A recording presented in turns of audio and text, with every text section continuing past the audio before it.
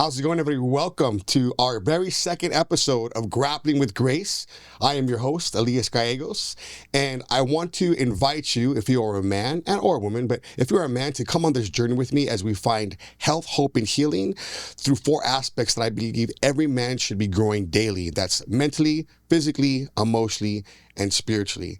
And today, my second guest is my brother, my very, very good friend, multiple-time world champion, three-time Chula Vista Man of the Year, Professor Tarsis Humphreys. Now, I have a bio for you. I'm going to read it off for you, Professor, okay? Sounds good. So, Tarsis Humphreys, born November 4th, 1983 in São Paulo, Brazil. Tarsis Humphreys is a fifth-degree black belt under Fabio Gurgel and one of the Alliance Jiu-Jitsu's most decorated athletes. He began training at the age of 13 and became Gurgel's first student to earn every belt from white to black under his direct mentorship. A 2010 IBJJF World Champion, a 2009 Abu Dhabi World Pro Double Gold winner, Humphreys is known for his balanced technical style that blends pressure passing, dynamic guard play, and relentless strategy. His lineage traces back to Maeda, Carlos Gracie, Helio Gracie, Jose Gracie, Jacare, Fabio Gurgel, and then obviously himself. Beyond competition, he's recognized as a respected coach, an innovator, a sometimes DJ, developing modern guard systems and sharing Alliance's technical legacy worldwide. His career embodies discipline, progression, and the transition from elite athlete to master instructor. Tarsis, did I miss anything? No, that's all. Tarsis, welcome to the podcast. Tarsis, so let's just jump right into it, Professor. For those who know you as a world champion and a high-level black belt, how would you describe who you are beyond the medals and the mat? Who are you outside of jiu-jitsu? Good question. I think I got very well raised by my mom and dad, luckily. So they always, somehow preached good values and morals. Yeah. So always like being empathetic and helping others and, being a good human being, not stealing, not, hurting other people, not doing bad things. So that was always, a good thing to, I think, speed up my, Right. healing my process somehow. I didn't need to go through like bad times, like that was doing really bad things. But yeah, it made it easier for me to just be where I am now and be who I am, actually be where I am now, and be able to know more and more nice people in my life. One of the nicest people in my life that helped me and, really made it made possible for me to be here. Yeah. And San Diego is you. Yeah.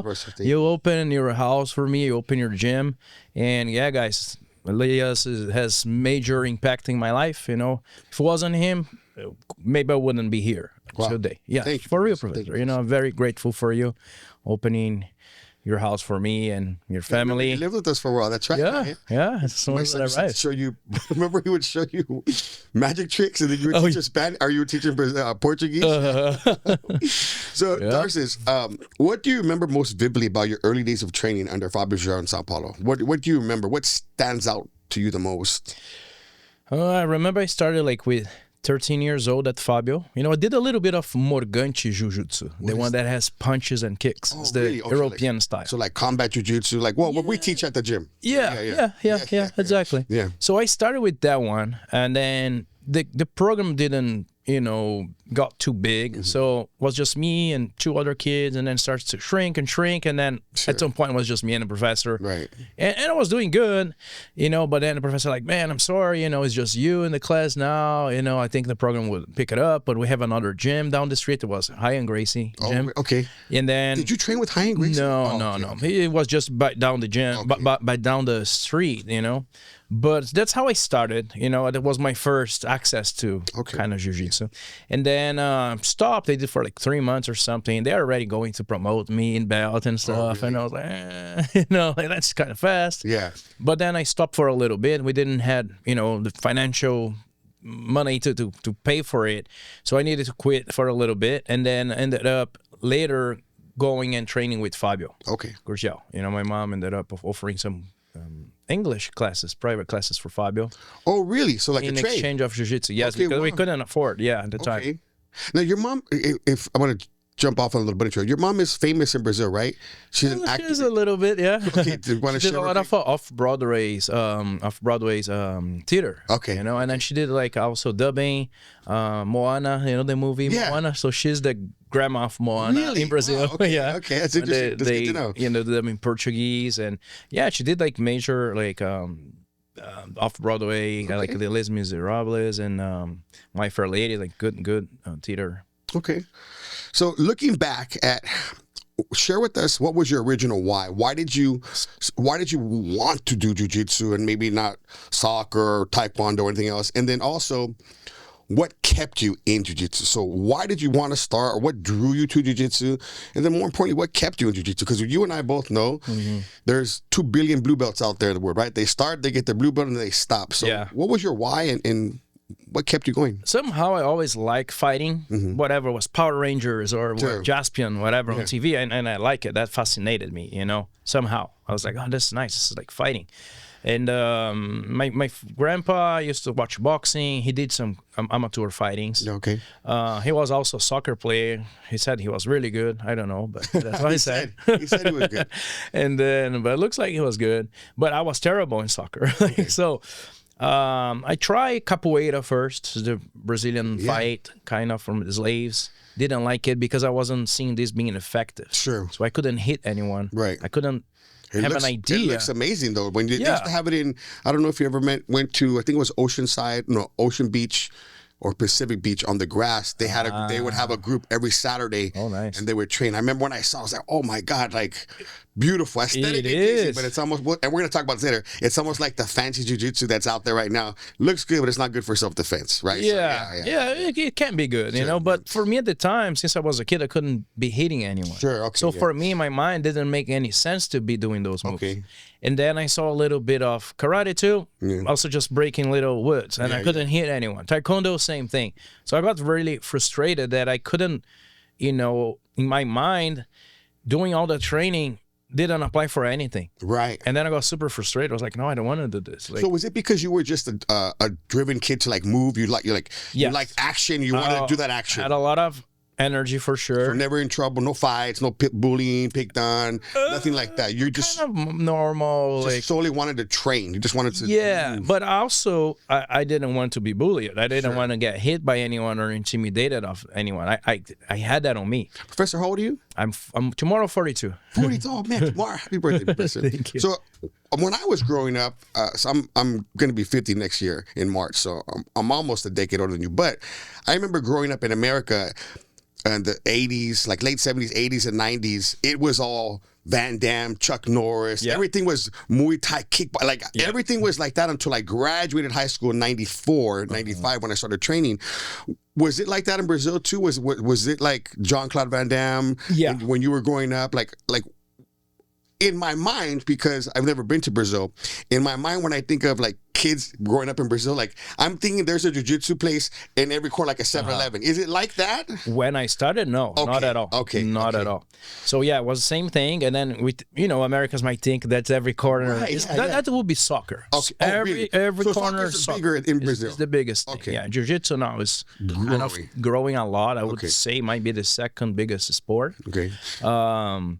But no, like I think Fabio Gurgel was like the generation in Rio that ended up moving to São Paulo. So then I think you have only Silvio Bering and Fabio Gurgel basically that came from Rio to kind of start like doing the jiu-jitsu in São Paulo. That's a huge city. So then we have like maybe one generation that is these guys like they're on their 50s now. Yeah. They're all my friends. Yeah. And then me basically in São Paulo. Right below them. Okay. Yeah. So Fabio the master, he got his first students, and then I'm the second. Second lineage of Fabio. What number are you of black belts from Alliance? You have a number, right? You're 23. The 23 black belt from Alliance. Now he's like 100 or something. Yeah. Like, I don't think he even do black belts anymore because he's like, oh, now I'm just running the business, and now Michael Lang is the one. That's an empire they got going on over there. Yeah, so that's how I started. Like, I wanted something effective. This friend of mine showed me the rear naked choke and the armbar. I was like, man, this thing works. Like, this is legit. The first time I encountered jiu-jitsu was, so I graduated in 1994 and I went back. I was helping the wrestling team at my school that next year, 95. And I'll never forget, somebody came in with the VHS tape. You remember the VHS? Hey, we got to look at this. And I was like, what is it? The guy goes, I think it's real wrestling. Like, and we're like, what do you mean? He's like, I think it's real pro wrestling, but not fake. Right? We're like, what? So we had to go in and wheel in this big, remember the big TVs? Andy, I remember when we were growing up, the big TVs on wheels, and we wheeled in, we put it in, and I saw Hoist Gracie. I'll never forget. And we didn't know if it was fake or not. Because at that time in the 90s, there were these shows like with martial artists that it was like a show and they would have real combat, but you could tell it was choreographed. And then like I used to be a big pro wrestling fan. So I'll never forget, we're watching that and the whole wrestling room, even some of the main coaches, we're just watching. And I think it was an arm bar. I don't know what it was. And I was like, there's no way this is not real. Is this real? Like, is it fake? What's going on? And then one of the coaches says, hey, he goes, yeah, that's called jiu-jitsu. He goes, I do sambo. Because at that time in AAU, it used to be AAU wrestling, AAU Greco, AAU judo, and then AAU sambo. And he goes, let me show you guys a move. So he showed us an arm bar and we're like, oh. And from then I was like, love in first sight. And then when I started doing that other stuff, I reached out to find jiu-jitsu. So what kept you, how long have you been doing jiu-jitsu, Professor? Since 1997. Did you ever take any breaks? Only when I got hurt. No, so yeah, but besides that, did you ever, I think I walked away from jiu-jitsu, but I'm talking about like, because I was dealing with personal issues and trauma. I think I wanted to firebomb my own gym 3 times. You know, like when I was like, I'm over this, right? But I walked away maybe like once or twice. Yeah. But you've always stayed. I got to like a maybe 1 or 2 months, 2 times in my life that I was like, you know what, I just want to train a little bit of boxing and maybe once or twice or jiu-jitsu in a week just to, refresh a little bit, not just be with my mind full on it, because I was a pro athlete. That was my job. So I was doing this basically 24/7. So I remember after some major big competitions not all the time, but I remember like 2 times I was like, hey, Fabio, I'm going to be a little bit away. I'm not going to stop training. I just want to train a little bit of boxing now and Muay Thai just to, not think about jiu-jitsu for a little bit. I will come back in like 2-3 months. Professor, that's it. Do you remember the first time we met at Fabio's? Fabio Santos? Yes. Do you remember that day? When I was a brown belt? Yeah. Let me tell you guys a story. So we had just, there's like 10 of us that just got our brown belts. This guy shows up and Master Fabio's like, hey, you had just won the panel. You had just won something. Just won something. And this guy lined up and you trained with all the brown belts. I don't know who you were. I just knew you won, right? This guy smoked everybody in like 30 seconds each. I don't know. I ended up in an omoplata. I just tapped. I was like, what is this? And I was like way bigger than you. I was like 260, 270. And I was like in good shape. And then I'll never forget, I don't know if Dean was there, but I know that my other friend, one of my other brown belt friends was there, and he was like way better than me.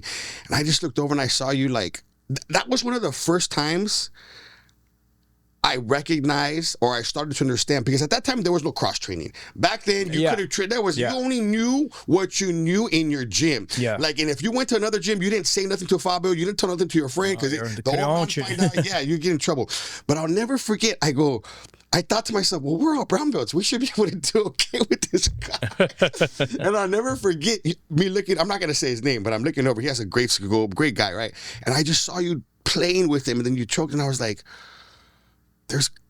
I think there's levels to jiu-jitsu. That was like the very first. And then you realize as you get older, like, oh, there's black belts and there's black belts and there's black belts. But that was definitely like the peak of my career, starting there. Yeah, brown belt, like. Yeah, I remember that. That was good. Like Fabio was, good friends with Fabio Gurgel. Yeah. It's like, no, you go to train there. Yeah. No, it's fine, because I don't want to make anyone upset or anything. The beautiful thing about training at Fabio's for all those years, I met all those guys. But then anytime a Brazilian would come up from Brazil, most of the time they stop in San Diego first. So I met Renzo, I met Hickson, like all these guys would come through. But at that time, like, it's crazy. I'll go back and look at my pictures and realize, oh my God, I had a picture with Renzo. I didn't even know, like, I didn't remember like, back then it was 96. Yeah. And I'm like, this is my friend from blah, blah, blah, okay. And then you go back and like, oh my God, it's Renzo. Like, I wish I could go back and like understand what was, or what I missed, you know what I mean? Like, it was cool. All these guys came through. That was the beautiful thing about training at Fabio's, is most Brazilians that came up, when they hit California, they stopped at Fabio's first, and then they went wherever they needed to go. So speaking about like being at the highest level as an athlete, what mental practices or habits kept you consistent over decades of competition? What was there something special that you did, something even more important, something special that you didn't do? What did you stay away from? How did you maintain decades at the elite level? Because as we know now, most guys, there's a world champion for 2 or 3 years and he's gone, and there's somebody else. Like, you kept that high peak for years. How did you maintain that? I think there's a lot of things that needs to be aligned for you to be, for you to be like the guy that will win and will stay there, right? And it's not, that's the hardest part. It's to win and stay. For me, I would say mental, it's probably good 70 to 80% of everything. And of course, like, you cannot be like, oh, okay, so I just need to train 10% now jiu-jitsu and 10. Right. No, it's not that. But I think the hardest part is your mental, because I saw like guys at the gym that they were beating multiple times world champion, but they go to the tournament and then they freeze. They call those gym champs. They call those gym champs. Exactly. And then I was like, oh, that's not good. So for me, I think at the beginning was like a part of control my emotional part. That's good. My family, my mom, she was a theater actor. So imagine like the emotion all the time, you know? Yeah. And then what did you learn? So let's stop right there. What can you equate from the learning, the wisdom you learned from your mom being a theater actress to being a high level athlete? Is the emotion one of those things, learning how to control emotions? It was bad, actually. Because I was like, man, this doesn't, one thing, you're acting, you need to embrace all that so you look real for the cameras, And then you kind of like surrender to all these crazy emotions that I call crazy emotions nowadays. I think it's better to be a little more centered. But for a competition, you need to, in my opinion, you need to be ice cold, like an iceberg. Like nothing will make you doubt about yourself, make you scared or whatever. Like you need to be like, for me, in my opinion, no emotions on the mat. After you win, all right, do whatever you want. After you win, but before you win, my view, any type of emotion, and get angry or get like scared or get like too happy because you won the same ice and now you're in the finals. All this, I think, is really bad for you. And it plays a big roles with your hormones, adrenaline and stuff. Like, you can have like a burst of adrenaline. Now your legs are not working anymore. So you need to control that. To control and deal with those emotions, right? Where to place those emotions, how to outlet those emotions correctly. So it's funny. It's good to have emotions, don't get me wrong, but not on the fighting time. One thing that comes to mind is, I'll never forget, at one point I was part of Grace Humaita, and then we went to Alliance, right? But at one point, I had the biggest kids team in all of San Diego. I had about 180 kids on the kids team. And that's when my kids were competing, right? And I burned out. For those 5 years that we trained, we would go every single tournament up and down the coast. It was just too much, But I'll never forget, my little one, Noah, my little one he has a special character about him, right? And I'll never forget when he did his first tournament. It was the Gracie Open or something like that with just the Humaita teams. And all the kids are having fun, and he won his first match, and I went to go come. He's like, he just stops me. He goes, "I'm not here to have fun." And he's like 6. I love that. He's like, "I'm here to win. I'm gonna go sit down now." And he would win. He would go and kill the kids. He would win and then sit down. And then Professor Johnny saw him. He goes, "Man, your kid looks like a serial killer." He would sit down, and all the kids are having fun. But when I talked to him, in his mind, he goes, "I trained to win. I didn't train to have." And I noticed the kids that were having fun lost some, won some, right? But his sole mentality, his sole focus was to just win, right? And then a couple of other, I remember Hedges was like, "I want your kid to fight my kid, my best kid." We did like 2 super fights. My kid smoked this kid, right? And he was just like, he was just very like, this is my focus. I don't want to have any fun. And I guess you have to give up sometimes, right? Like, when you really know you want to do jiu-jitsu at that highest level, you do have to give up like the fun part, right? You're like, hey, I'm focused 100% on whatever my goal is going to be, right?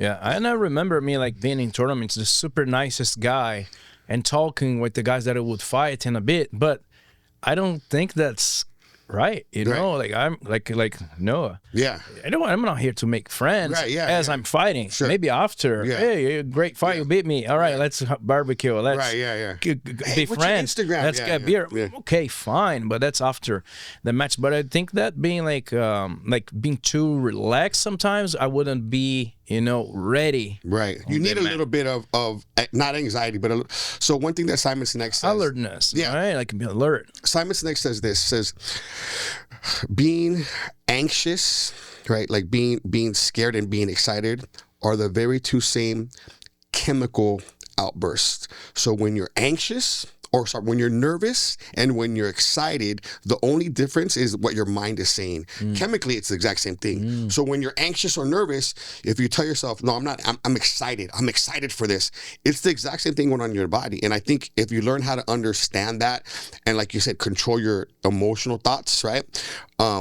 It can propel you to, like, have you ever been scared and then you just freeze, right? When you're a little kid or you're anxious and you just freeze. Now, if you change that to telling yourself, I'm not scared or anxious or nervous, I'm excited. Now, all of a sudden, you jump ahead to your goal, right? I got your points. Yeah, it's just like the way you have the feeling.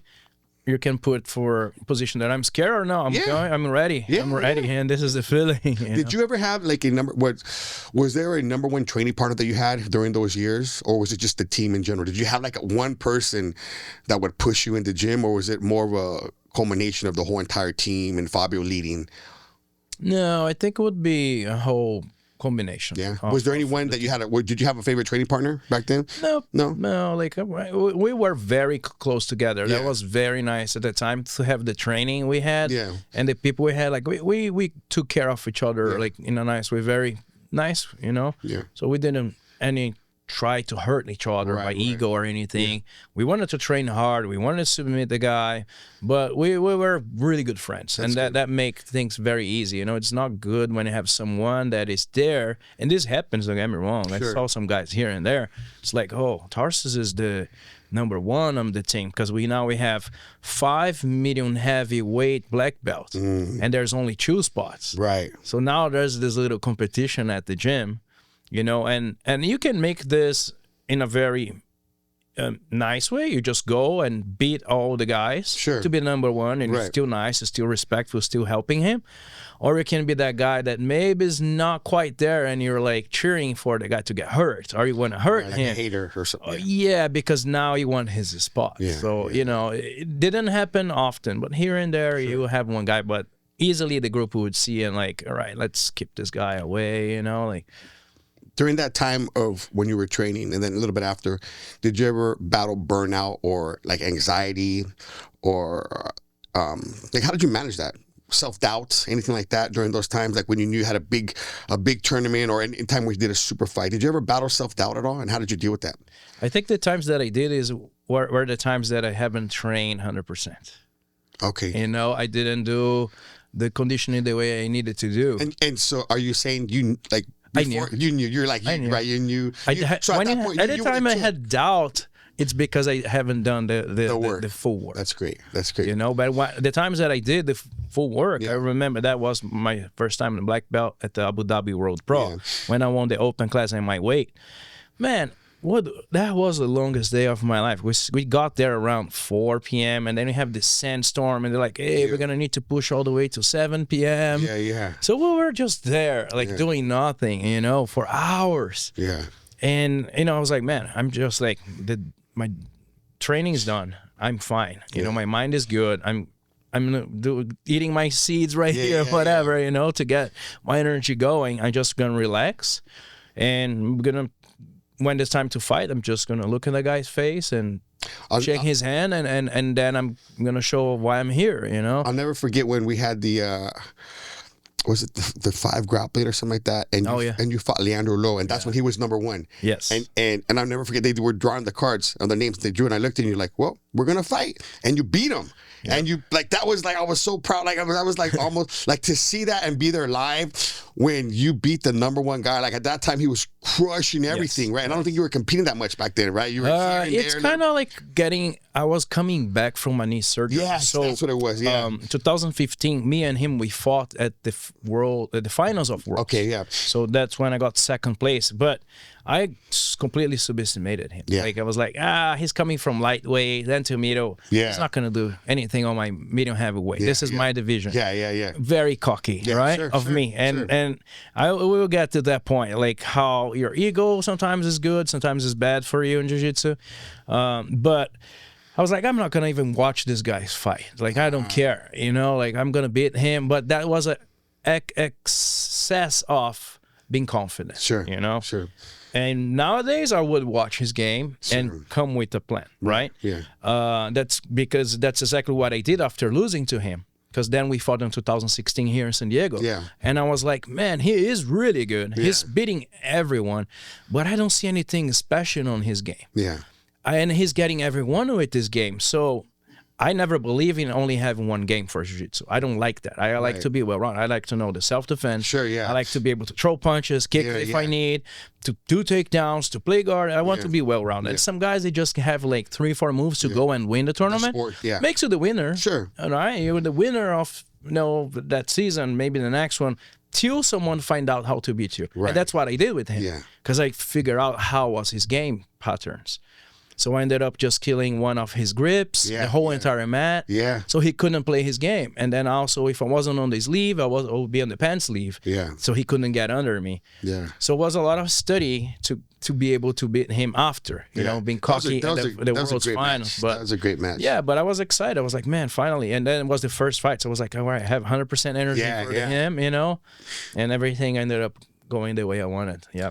How important is your mindset in the sport when you can be the best guy one day and lose the next day? So what I mean by that is, like, how important is mindset when you're at the gym and there's so many factors, so many variables.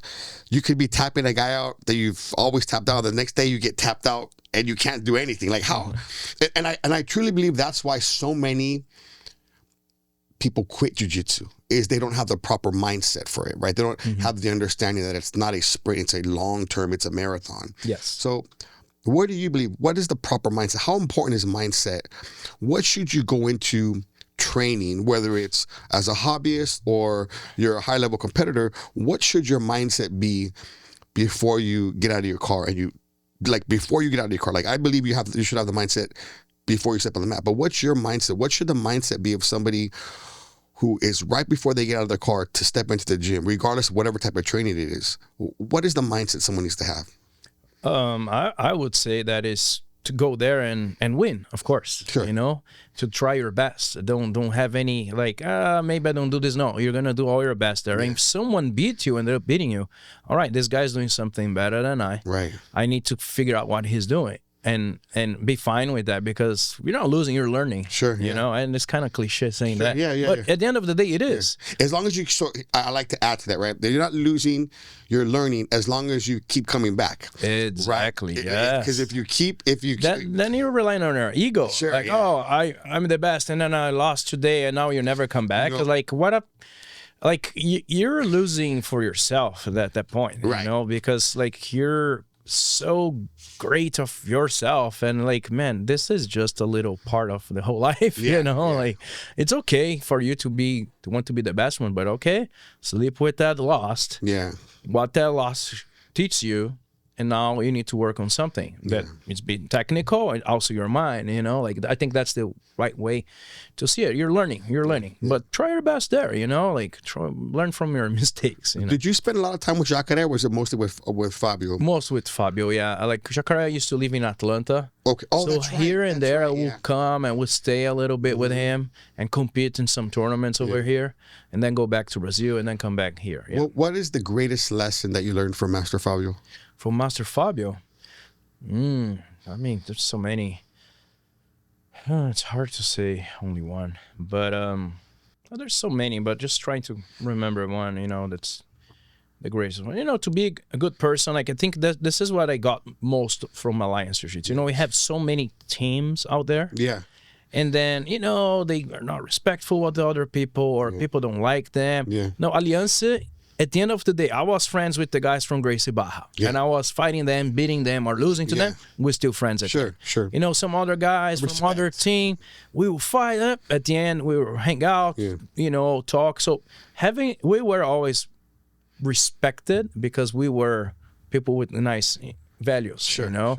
And I think that's what Fabio passed to us, like to have great values, to don't cheat, you know, to don't go and talk bad about people and do these things. No, man, just, you know, train hard, go there, beat them.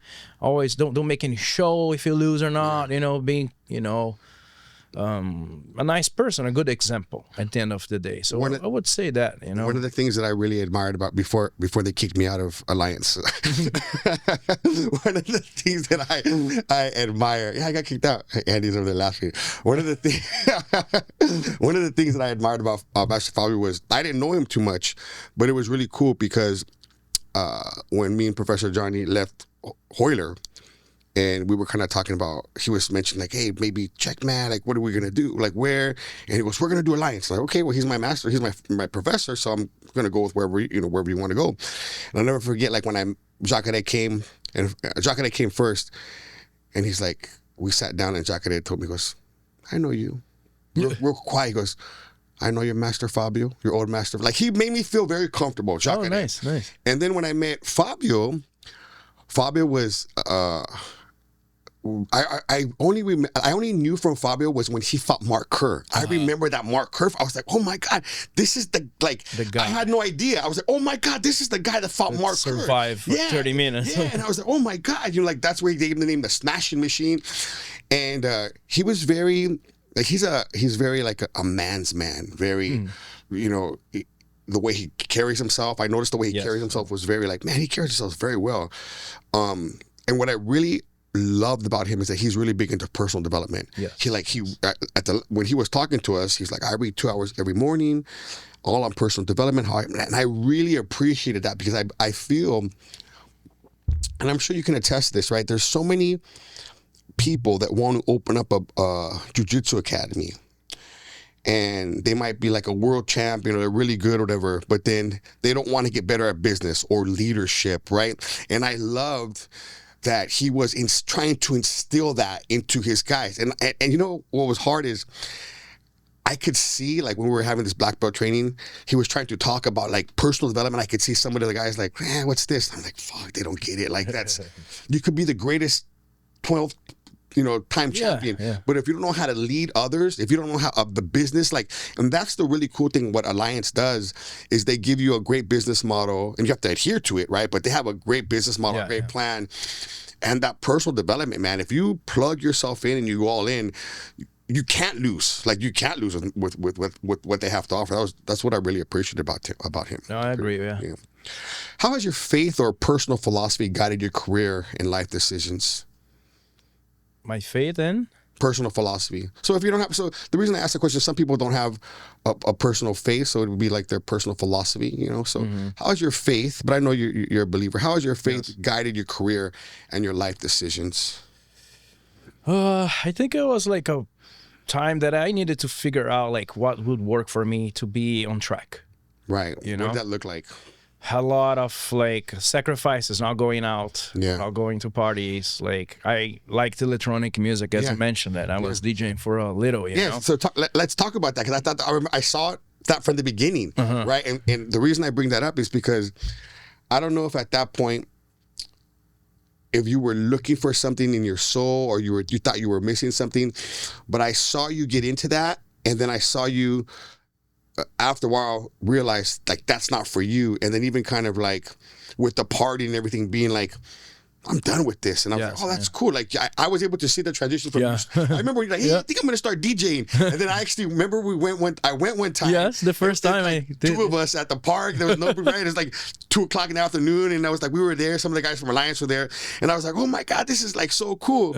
And then, but I saw you from the beginning of that transition, and then I saw you come out of it, and you're like, that's not for me. Yeah. Share a little bit about what that was like for you. Like, what made you want to start DJing? Did the party? How long were you in that scene? And let's just talk about that. Yeah. So, I started in jiu-jitsu. I believe I was talented, and made things easier for me. I remember at the purple belt, and it was like at the end of my mid school, right? In Brazil, it's called colegial. So it's like the 3 last years before you go to university. Okay, yeah. So I think on the second or third year, I still purple belt or something.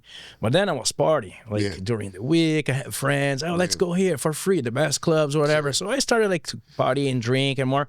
So my performances start to go down to the point that Fabio was like, all right, man, you're party boy. Yeah. You're not going to have your free training here with me anymore. So I lost my sponsorship. Really? Okay. Fabio, yeah. And it was a good thing because, otherwise probably I would just keep partying and whatever. Sure. It's fun. You're going to say it's bad to go party. Of course, yeah. With the most pretty woman back in Brazil. That's why people do and then free everything, all right, man. And then also I was the first basically guy from São Paulo to get a world title. Yeah, so and everyone the little kid, he got in juvenile second place at worlds, he's a badass, whatever. Yeah. So they want to hang out with me too somehow and make things nice. Oh, here go drinks, whatever. Yeah. And then I was like, all right, I need to decide what I'm gonna do. I'm gonna be a party promoter, or I'm gonna be a DJ, or I'm gonna be a fighter. So then I was like, all right, done. I don't even want to listen to electronic music till I'm done competing with my tournaments during the year. And in the beginning, Jiu-Jitsu, the first 6 months, we will have all the action. And then the other 6 months later on started to be the no-gi season. Sure, yeah. Right, so we didn't have the second season, right? So it was just the first 6 months of the year. Yeah. But not that I was partying for the next 6 months. But I would save to party on the New Year's. That it was a date that I would like to celebrate. Sure. And then I got in a relationship for almost 6 years. So then I quiet down a lot, but I always liked electronic music. It was something that was it's on me and my family. I grew up with my grandma playing piano, my mom, my dad playing bass. And do you play any instruments? No, I don't. I would like to. I play the clarinet. Oh, yeah. That's nice. I would like to, maybe piano or something. I think it's nice music. It's isn't me, It's something that definitely has something with me. Eventually in the future, when I have more time, I will definitely learn an instrument. The DJ thing, it was nice, but at the end of the day, you're just there going to bed too late, and then you're drinking way more than you should. Also mess up with your circadian cycle. Your rhythm, right? So I was getting all over, and then I started to get depressed because of this, because my circadian cycle was so all over, and then I was like, man, I cannot be doing this anymore. Turned into a vampire, right? Yeah, it was bad. I was feeling kind of sick, not healthy anymore. I was like, man, this is not for me. Also, there's just people that wants to party, and then these people are not even, most of them, they're not real. I'm sorry. Not your friends. They're not my friends. Yeah. They're just there drunk or on drugs or whatever, and everything is wonderful. Yeah. Till the facts go away, Well, here's what I learned from my years of partying and doing drugs, and most of those people, not all, but most of the people are hurting, and they're looking for. That's why nobody drinks by themselves and nobody does drugs by themselves, right? Nobody ever goes to the bathroom by themselves. That will be the worst case scenario, I guess. Right? When I have, it just is in my experience, most of those people are hurting, and you're just going from Monday to Friday to party on the weekend, right? A lot of those people, they're doing their week just to party. They're not being present. They're not exactly. Right? They're living the week. Yeah, they're not the present. Basic stuff. And when you're not present and you're looking for the future, you're just wasting your life. And then you're anxious. Yeah, then you need some for anxiety, and then you're frustrated. And it was always the same people, right? Yes, it's always the same. Girls are pretty, but it's always the same pretty girls. It's always the same guys. Yes. It's always the same bottle. Yeah. The only thing that you're wasting or that you're spending is all this money for stuff to be around the same people that are going through the same issues. No, I'm not saying everybody. Yeah, but the majority. The majority. And then when you start to heal yourself, right? And you don't want to be around this people. Yeah, or you start to love yourself more, I should say. When you start to love yourself more, then you're like, wait a minute, I think I don't need that. I need this. And you start to kind of slowly climb yourself out of it. And then for me, I would let me make sure I don't need it. I'd go back and then I'd come back. Nah, I really don't need it. That's where I was at. Let me ask you this. How do you stay centered mentally, emotionally, and spiritually in a culture that often worships fame and ego? So when you were famous, when you were at the top of your game, how did you stay centered? Were like all the girls, or did you go crazy? Like, or didn't? How was that? Were you able to stay centered? I think the fact that I had a girlfriend in my peak, it helped, because at some point I was like, hey, we're not going out. Like, I'm not going to go drink. It's just like special occasions. Yeah. This is what I want for my life, and this is what I'm going to do. And there's a lot of like sacrifices. Yeah. And if you don't want to do it, that's fine. I'm going to do it. I'm decided. This is it. I'm going to do it. Nothing else. And then, of course, she has her plans and everything, but she ended up like kind of like, no, I want to stay with you. Did You're a nice guy. No. Well, let me ask you something. But she trained like weightlifting. She was an athlete. She wasn't an athlete. But she lifted weights, like she was. Yeah. She worked out. Yeah. Let me ask you something. So I had a conversation with my kids. Like, do you think at the high, like if somebody wants to be a competitor, like just give me some relationship advice. Like if someone's gonna be a competitor, right, in jiu-jitsu, that they should have a girlfriend or not have a girlfriend while they're competing at the highest level, or they should have a girlfriend or a partner that also trains to help them to understand. Because sometimes a partner doesn't understand your training, doesn't understand we can't go out. Like, what would be your advice if some of your younger fighters, competitors, Professor, I got this girl, but I don't know. And what would be your advice to some of the young people? Like, based on just your experience. Not saying it's right or wrong, but just your experience. Man, if you decided that you want to be a pro athlete, you need to be fine giving up stuff. Yeah, that's not saying that you need to break up with your girlfriend, but if she's supportive and then she understands your hustle, and she's with you on that one, stay with that girl. She's gonna be good. She doesn't understand that. Might be challenging. You're gonna need to show her, like, hey, all right, let's roll. Like, I wanted to feel like, how is that? Because I was dating a girl kind of recently, and then she ended up doing some classes in jiu-jitsu. Really? Okay. But we were together when she did that. But we talked, and then she's like, oh, now I understand when you used to say that you were tired after training. And I was like, I was like, you're just a white belt. Like, that is just plain jiu-jitsu. So I'm like, you're probably just experiencing like 30% of what I experienced. But she's like, oh, no, I know. It's very intense. Yeah. So it is important for a partner to understand how intense is that, because it's easy to you see like, like, oh, you don't work as hard as me, or you don't do this, like, oh, it's not that hard, You know what if you don't have idea, like, go do once, and then you tell me. It's so hard. Like when we talk about like parents that watch their kids train, they start to yell and scream. I want to strangle those parents. Me too. But like with my partner right now, sometimes she'll ask me like, well, why are you so tired? What are you thinking about? I'm like, I'm thinking about strangling you. Don't bother. Like when you get home and you had a long day and you trained. It's not just I'm not just lifting weights. Like when you're lifting weights, you're like, oh, I worked out and I got it. When you're doing jiu-jitsu or Muay Thai or MMA and you're teaching these classes, you're getting punched in the face.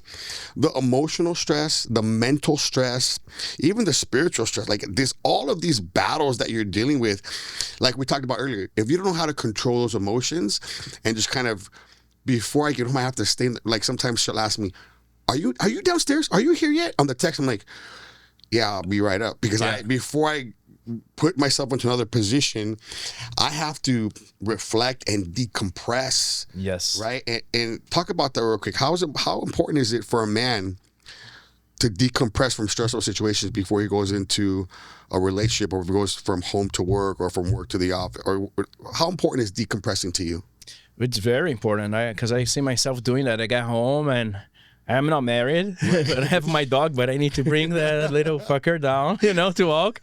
And I was like, man, I'm just silent now, just sending some emails or whatever in the car just by myself, because, I love him, of course. Sure. But he will be jumping. Now he wants food. And he's like, I cannot concentrate, you know? Yeah. And I also feel bad. I want to give him attention. So that's what I do, like you. Yeah. I stay in the car. I do what I need to do. All right. Now is Jungle's time, for example.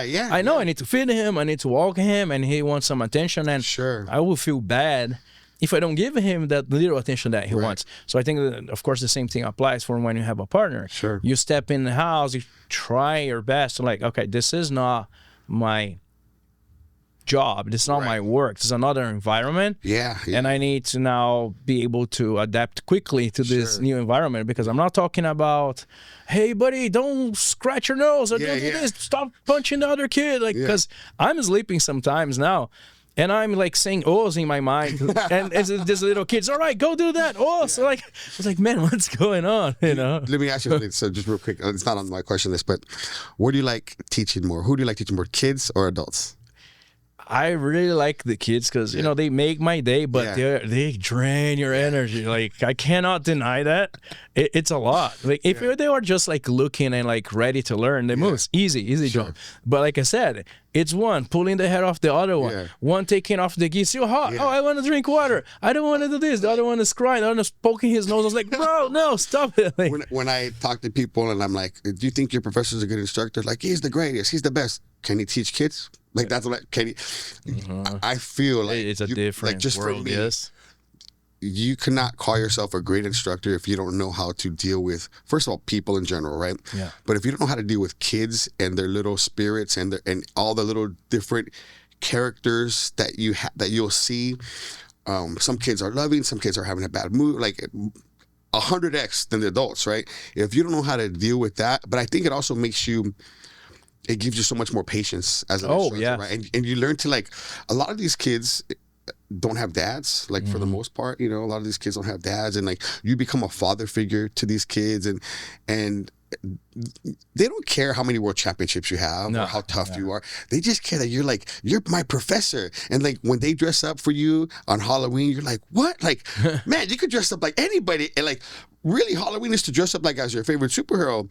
And when I would have kids dress up, like the parents would say, look, they're you for Halloween. They wore their gi and they would put tattoos on their face. I'm like, that's wow, awesome. like you could have been anybody. You know what I mean? And then you realize you're their superhero somehow. Yeah, right? but you also realize that how impactful you can be. Like we have these lives, whether they're adults or kids. Like I'm cognizant and I'm aware that when I have a group of 30 students, right, they all have my hour. Some of them get more of my energy than others, but I'm starting to become more aware of like the impact I can have on their life besides jiu-jitsu, right? So you're so much more than a jiu-jitsu instructor, right? Sometimes, and I guess we can get onto this as well, because there's a big like rift. We'll start talking about like jiu-jitsu in the community right now, but at our gym, like our philosophy at the gym is, health, hope, and healing through the martial arts, right?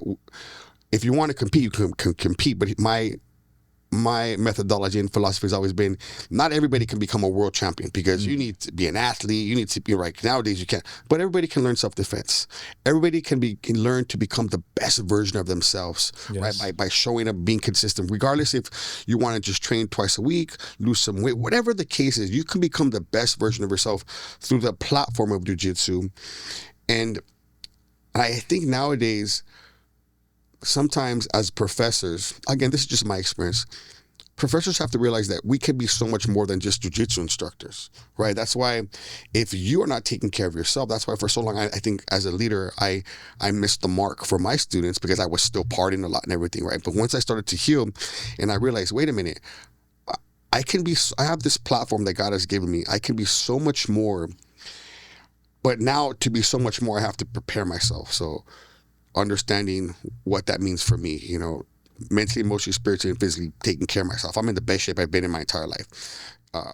Emotionally and mentally, like I'm doing 2 hours, like from like Master Fabio, 2 hours a day of personal development.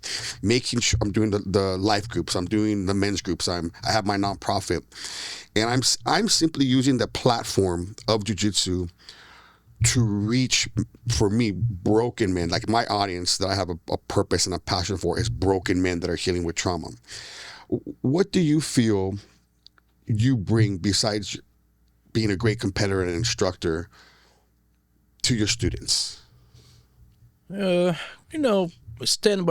for yourself, like have that confidence that you're going to win, you're going to lose all the time, and that's part of the life. Yeah. And jiu-jitsu brings that right away. You cannot lie, because a lot of people lie. No, my life is great. Yeah. Everything is great. No, it's not. I walk away from those people. How you doing? That's great. Okay. I'll see you later, bro. It's nice to be positive. Yes, that's awesome. Sure. But right, the reality of jiu-jitsu, a lot of those people, when the trouble or the problem comes, they walk away. Sure, yeah. And then that's why everything's supposedly right. Yeah. And fine. And it's not, it's not. And jiu-jitsu is that tool that gives you get very happy because you're winning, and then you're getting humbled very quickly too. And you cannot fake that. Yeah. You're tapping. You suck. Yeah. You know? We have that. You need to do something about it. We have that training, the black belt training every last Sunday of the month at my gym, you know. And Professor Rafael Davis from Carlson Gracie, him and I put it on together. This guy, I can't last. Like, this guy, he has one move. He goes, I'm not going to change the move until someone beats me my one, right? Half guard, and he's handicapped. Like, he has one leg doesn't work. That's really bad. Yeah, so he just gets his grips and sweeps, and he's like, so mentally during the day I'm preparing, and I'm like, I try to think of one thing I can do for that. He's my first guy I go to because I need to get it out of the way. Like, mentally, I'm like, I'm gonna run because this is what's gonna happen. I know that if I start and not go with him the first round, I'm gonna run from him the whole round. So like mentally, I'm like, okay, person, let's go round one. Yeah. I have to for my growth. Yes. And every time I get beat, but I last like 10 seconds more. It's a win. It is a win. Yes. Micro wins, right? Yeah. But that's hard for some people, right? Because nowadays with, like, you know, these emotional trophies, these participation trophies, right? There's no participation trophies in jiu-jitsu. No, your participation trophy is the scar that you get from getting choked out, or your cauliflower, right? That's your participation trophy. Exactly. I agree 100%. There's nothing else. Yeah. Professor, how do you see the culture of jiu-jitsu now compared to 20 years ago? Well, this is different. We came from only the toughest one survives. Yeah. That is very nice, and then put ourselves in this position that we can make people tough too, you know, with life and a lot of things, and give that example. But a lot of things changed too. Yeah. Because that I like too. Sure. You know, I'm not stuck with the old school mentality that just the strongest survives. Right. No, that's good for an army. You're right. Right. But now, wouldn't it be better if everyone has a little chance to learn things that will impact in their lives and might change their lives? Because one guy that's going to bully you is the 300 pounds guy, right? At the street, the crazy guy, because you're a big guy. Sure. But then you see the other guy at the gym, he's like 150 pounds, and then the 160 pound guy, we bully him. And then for you, just like, come on, man, get out of here. Yeah. But for that guy, like, if he learns something, you know, even for his family and present himself through his wife and kids, I think that's more confidence, right? That's part of being a man. Yeah, 100%. You know, like, otherwise, I'm sorry. One thing that I've noticed, you're not a man. There's a lot of guys that train nowadays, like champions that wouldn't have made it 20 years ago. Oh yeah. Because like, I remember the training. I remember one time. So Marga was training at Fabio's for a long time, right? And I'll never forget when I would see Marga and Margarita and Dean almost fights. Like, those training sessions would turn into almost fights. Yes. Back then, I remember being a blue belt and I tapped out a purple belt and he took a swing at me like it was a gladiator school. Like you know, and I'll never forget, the reason I teach the way that I do for a number of reasons, but I'll never forget, the old man used to every once in a while bring out this bag of gloves, and sometimes it was like a Taekwondo glove and a box. Like, there was never a match, right? and so Carlo Valente, Master Valente, he used to have a street fighting class. That's when he didn't even speak English, right? It was just he'd have a street fighting class on Fridays. It was called the Friday Street Fighting Class at Fabio's, right? Okay. You show up in your pants, and I remember, like, I showed up because I at that time I was bodyguarding and kidnapping for a drug family, and I was like, okay, and I'll never forget, he was like, the gloves, take down, no let take down, right? What? There's no instruction. That's the instruction. That's the instruction. Punch, don't get hit, and take the guy down. And then the only guys in this fucking class were like brown belts from Brazil, like guys that would just whip my ass. But it was cool because that's what I was doing at the time, right? And like, we have something very similar at our gym. We're not an MMA gym.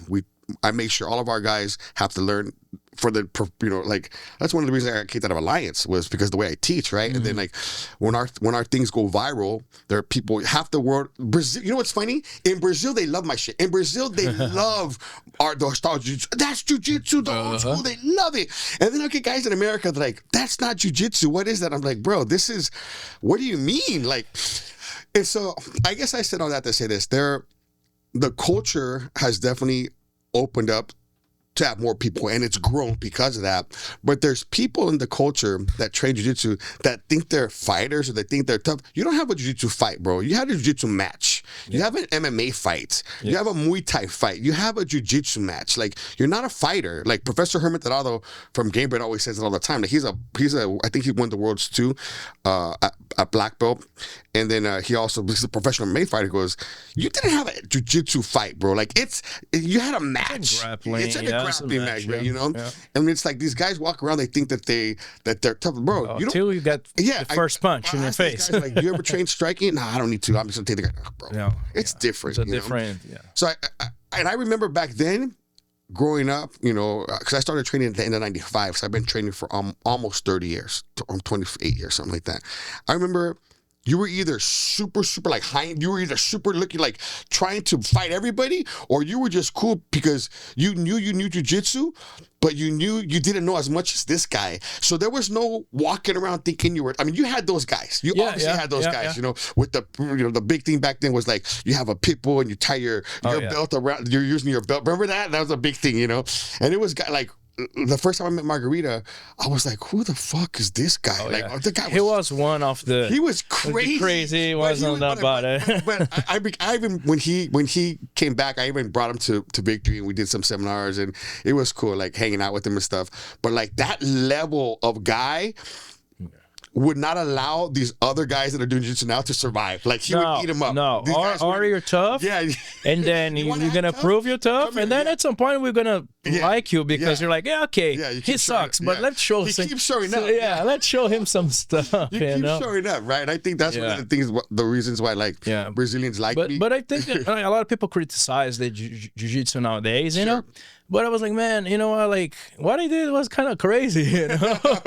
And but it's nice. I would do everything again, with no doubt. You know, made me be a very confident man. I walk in the street, no one. I don't have a fear for no one. You know, like, I'm not trying to be cocky or anyone. If someone has a gun, that's a different story, you know. But you know, just the way you stand for yourself, you know. And if I have a girl or my family, I'm completely in control all the time. And I like that. And then sometimes I need to learn how to not control things, you know, because you cannot control everything all the time. But, you know, I think the important things you need to. And then if you don't, then your life is going to, or you're not going to be doing something that you like. Yeah. You're going to be forced to be doing something you don't like for a long time. Or you're going to change your path, your future, you know, like in a good way. One of the beautiful things about jiu-jitsu nowadays, right? We're talking about like how the culture has changed. It's like, what are the biggest changes for better or for worse in the way people train and compete and live the art today? What are some of the biggest differences that do you see? For me, I'm just happy that people are training. I don't care if my kids actually, my boys actually train at 10th Planet right now because Elijah's doing MMA, and then Noah is getting ready to go to the Air Force, and so they're training with Professor PJ. Professor PJ wrestled in college. That's our style, heavy, top game wrestling throws. But they're training over there.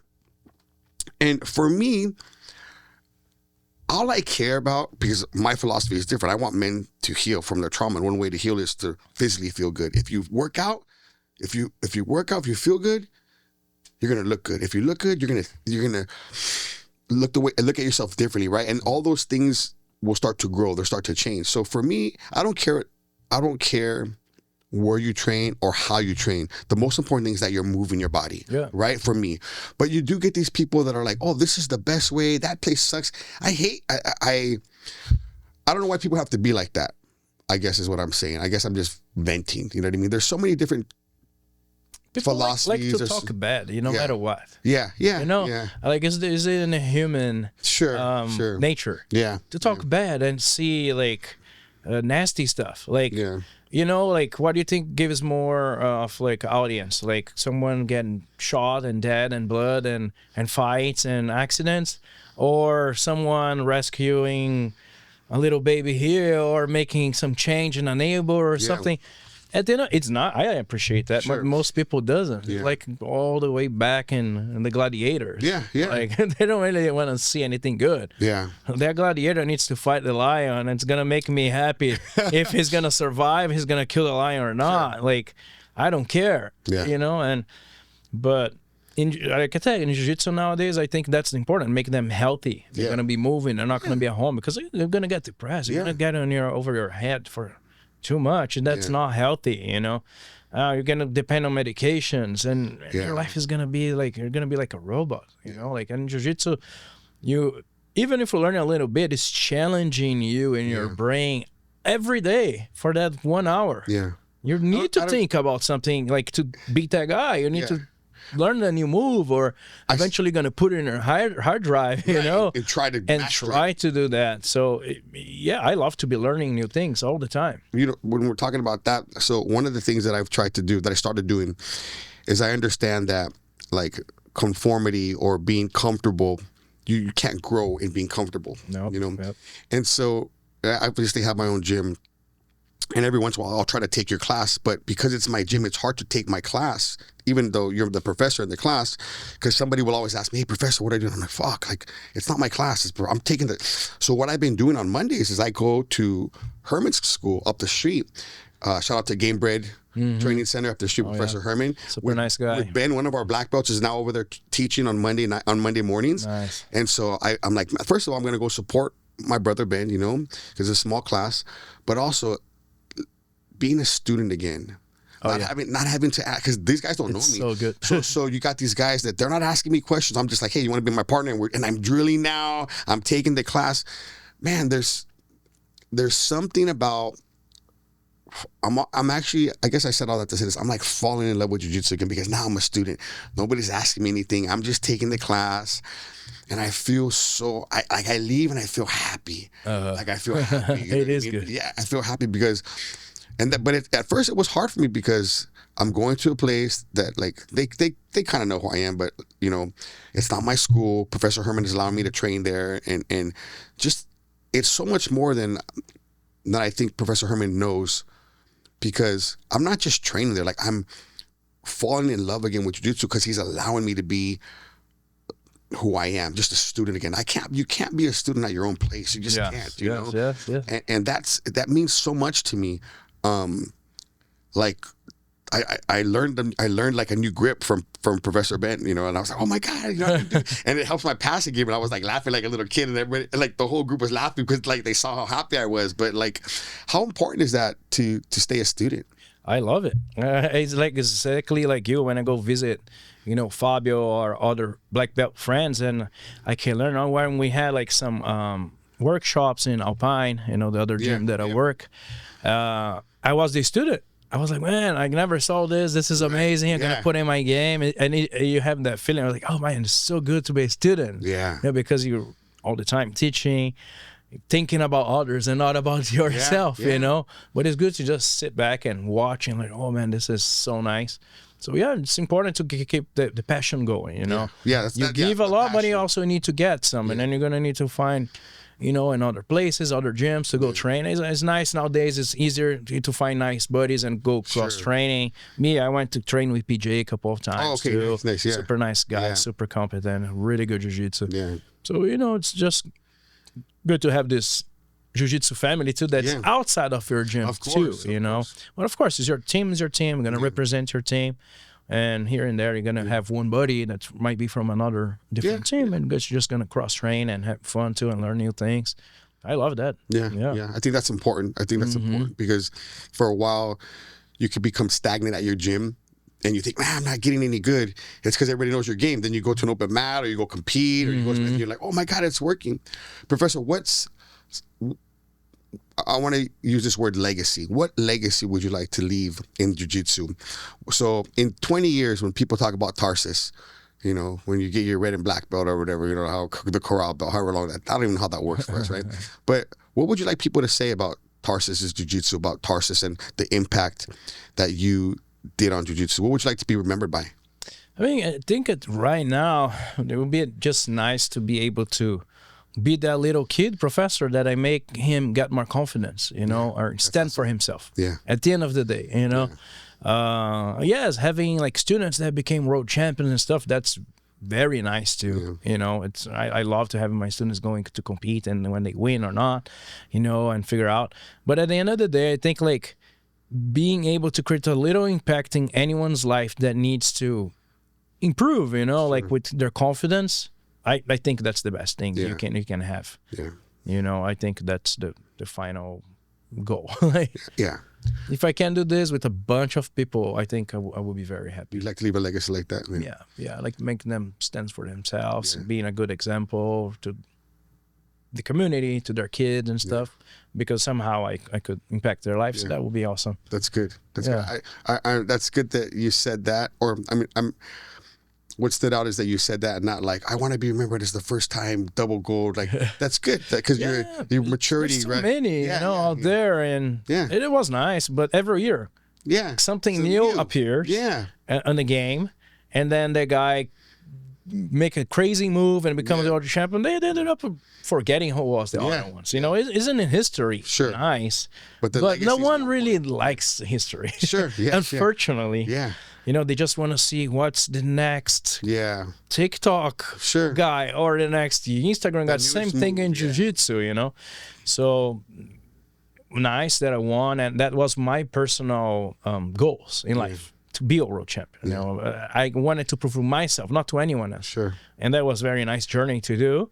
But, you know, it's not about that. It's about making people, you know, confident, because some people there have zero confidence. They're so scared of this world and what's going to happen. If you can change and make them confident, that for me is like a major thing.